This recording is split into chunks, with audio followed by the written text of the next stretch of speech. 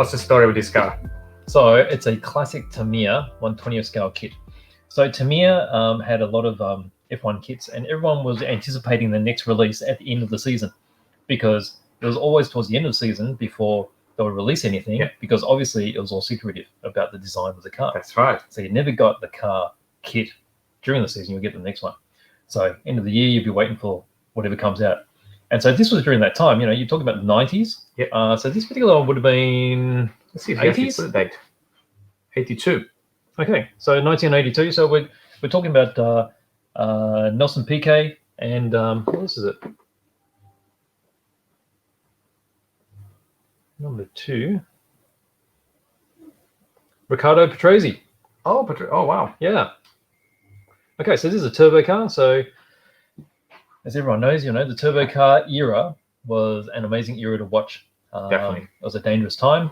It was the same sort of time when rally racing was really raw. Group B. You still had Group B going. Yeah. And then you had these tiny engines in F1 with these gigantic turbos, because it was only 1.5 litre engine. Yeah, producing crazy power. That's right.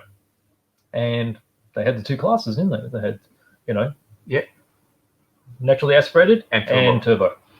Do we know how many horsepower they were producing at the time? Oh, thousands. Thousands. A couple of million, I think. Couple of millions. Yeah, I don't really know. So this is an original kit from Tamiya from many, many years back. Yep.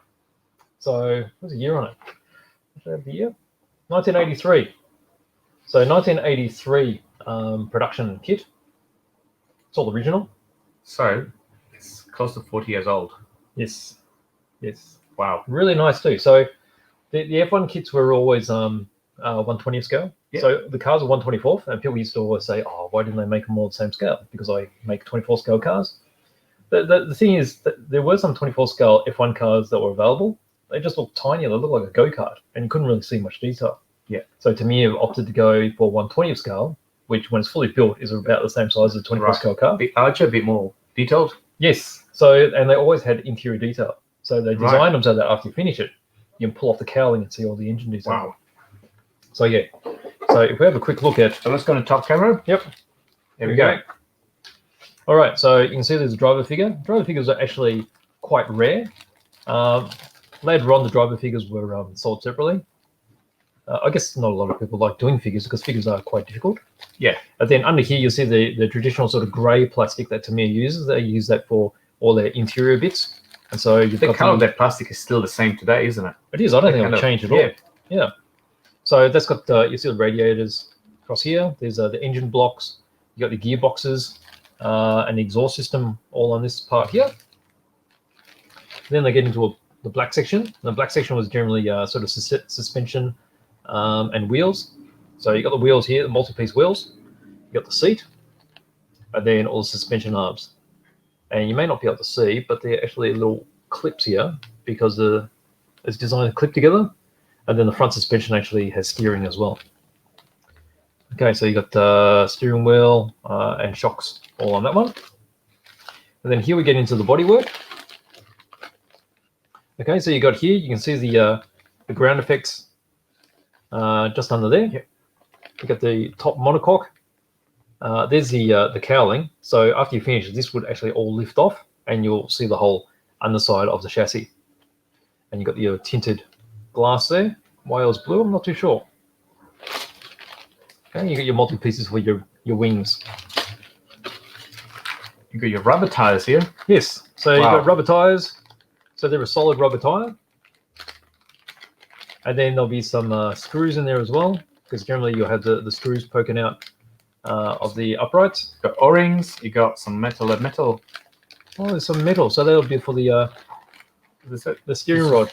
Yeah, I was going to say, yeah. Yep. Quite a lot. Then over here you got this huge decal sheet. Okay, at that time it was sponsored by Parmalat. So you've got the Brazilian flag there. So why is there a Brazilian flag? Oh, that'd be for which Nelson Piquet, yeah? Piquet was Brazilian, yep. And then Patrese was French, yes? Italian, yeah. So and it's British. British and Italian? Not sure about the bridge. Oh, that's all on one decal. Or someone might be able to tell us what the go is there. But Parmalat, I wonder if they're representing different ownership of the, because it was BMW and Parmalat. I don't know. Well, Brabham would have been English at that time. English, yeah. So it could be English flag, Italian flag, because the main sponsors were like that. I don't know. So interesting. So nice. So you can see the red slashes there. Therefore, Nelson Piquet's helmet. Okay, and then you've got your manual, of course. So that's sort of showing its age now, isn't it? It's Definitely, it's going to be yellow. Yep, starting to discolor. And then the manuals, interestingly, haven't changed all that much. Not at all. Yeah. Got all the instruction on the driver helmet up here. Yeah. So this is sort of halfway into the build. Yep. This is where the chassis is already being built up. You've got the turbos being attached to the exhaust, and then you've got the driver popping in. So it's basically the chassis pretty much built up with the engine on the back. Yeah. And that's where you start building the cowling, and the cowling gets fitted on. And off you go. Yeah. And so that's where these were sort of tricky too, because you had to make sure that everything fit properly. Otherwise, at the end, you have bits that didn't want to go together. Work together. Yes. Oh, this is opening like this, actually. Yeah. Look at this. Oh, look at that. In those days, I had some photos too. There's something charming about the old style technical drawings there they've got. Yes, definitely. There's some photos, as you say, yeah. Yeah. Interesting. Yeah, good stuff. Like, Bit this of is a the classic. engine. This is the engine, actually. Yes. Look at that. Nice.